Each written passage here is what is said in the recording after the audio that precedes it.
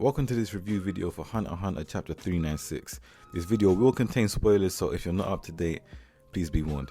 So this chapter continued off straight where the last chapter left off.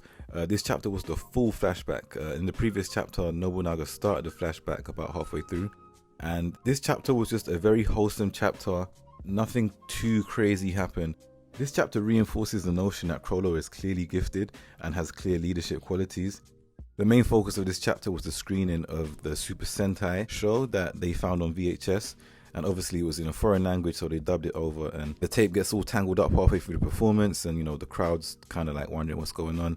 But Chrollo, he's got everything under control. He's got all the lines memorized for all the characters, so he jumps out on the mic and acts like everything's cool and just calms the crowd down, and he just starts impersonating all the characters along with the footage that's still rolling. So everybody's just really shocked how he can just get so into character for like all these different characters. There's even a scene where he's voicing the bad guy and like he becomes so menacing, like he shocks everyone and really grabs the attention of the other future Phantom Troop members. So everybody's super happy with Chrollo, like they're all really moved by his performance, and they want to have fun too. Like they don't hog all the fun to yourself, bro. Like they want to jump in and get to the dubbing too.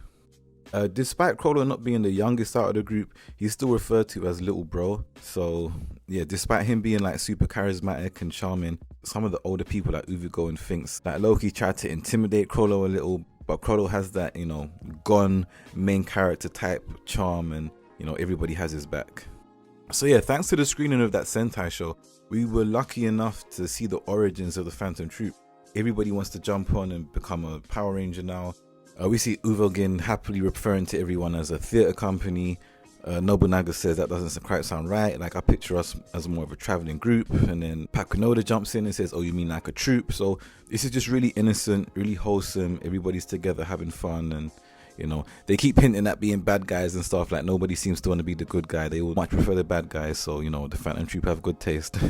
And yeah, it's just really sweet to see everybody having such high hopes for the future. Future plans of them doing different performances and stuff, like Uvogin talking about wanting to perform everywhere. And of course, all this positivity comes crashing down at the end of the chapter. So Sasa, who is friends with Sheila, she is out by herself looking for videotapes in the trash, and we know that the mafia be dropping off people in Meteor City and also abducting people as well. So they have 3 people abducted in the back of their van, and the driver says, "Oh, we've already hit our quota, paying the government won't be a problem. Let's just catch one more for fun." And obviously Sasa is out by herself, and yeah, they're gonna cut loose and enjoy a good old Meteor City hunt. So yeah, it's obvious that Sasa is impending some type of terrible situation. I'm also guessing that Sasa and Sheila were original members of the Phantom Troop. Maybe not Sasa, but I'm guessing Sheila was. Like Sheila was quite prevalent in this chapter. She is, chilling with the Phantom Troop. She is taking part in the conversations about dubbing and future plans and whatnot. And we actually don't know who the former 8th member of the Phantom Troop was. So I'm guessing it was probably either Sasa or Sheila. Or they was probably both in the troop at some point, because I know that the troops had like a lot of new members over time and like replacing members and just like members for hire, like not full-fledged members. So whether the members of the troop or not, they obviously have a very deep connection, but I'm pretty sure that either or both was original members of the troop.